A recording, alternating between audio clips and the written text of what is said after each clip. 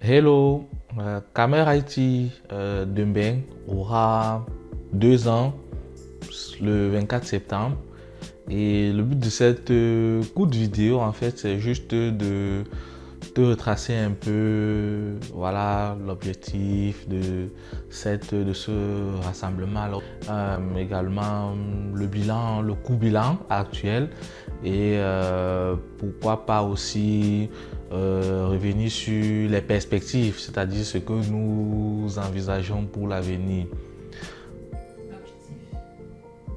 Bon, les objectifs en fait de Camer IT, voilà, à la base, c'était des objectifs tout simples. Premièrement, il était question déjà d'abord juste de rassembler déjà les Camerounais de la diaspora qui exercent dans le domaine de l'IT. C'était ça à la base. Ensuite aussi, voilà, bien évidemment, vulgariser les retours d'expérience. Bon, quand je dis vulgariser les retours d'expérience, le but c'est quoi? C'est juste que les personnes avancées, les personnes déjà qui ont une certaine expérience, une certaine expertise dans l'IT en fait, partagent cela avec les jeunes générations, voilà, afin que ceux-ci ne commettent pas les mêmes erreurs que les devanciers. Et voilà, en troisième lieu aussi, je pourrais parler de la promotion en fait de davantage d'initiatives IT à destination de cette partie en fait de l'Afrique subsaharienne. Bon, quand je parle de la promotion de davantage d'initiatives IT, le but il est tout simple en fait, voilà, principalement vendre cette partie du monde là comme ce qu'elle est réellement. Voilà une partie où les entreprises peuvent faire confiance. Quand je parle de cette partie, je parle notamment de l'Afrique subsaharienne, principalement le Cameroun. Voilà, c'est une partie du monde dont les entreprises peuvent faire confiance et confier aussi des projets, délocaliser des projets dans cette partie du monde-là. Bon, voilà, le bilan aujourd'hui, je peux dire, il est plus ou moins satisfaisant dans la mesure où déjà aujourd'hui sur LinkedIn, on va compter plus de 450 personnes qui suivent les activités de manière régulière. Sur les réseaux sociaux de messagerie type WhatsApp et Telegram, on va envisager aujourd'hui près de 250 personnes qui nous suivent, qui sont présentes.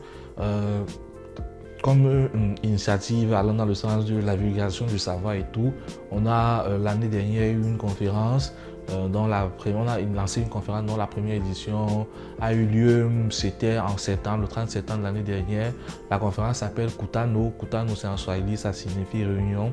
Vous pouvez regarder le replay de cette conférence-là sur la page LinkedIn de Camer IT Dembeng. Voilà, le replay a été regardé aujourd'hui a déjà aujourd'hui totalisé plus de 2000 vues. Bon, nous préparons aussi en ce moment activement la seconde édition qui aura lieu potentiellement en fin d'année. À côté de ça, je parlerai aussi du podcast interview, un week-end de rencontre IT qui a été lancé aussi il y a quelques temps, dont la 5e édition aura lieu ce dimanche avec le docteur William comme invité.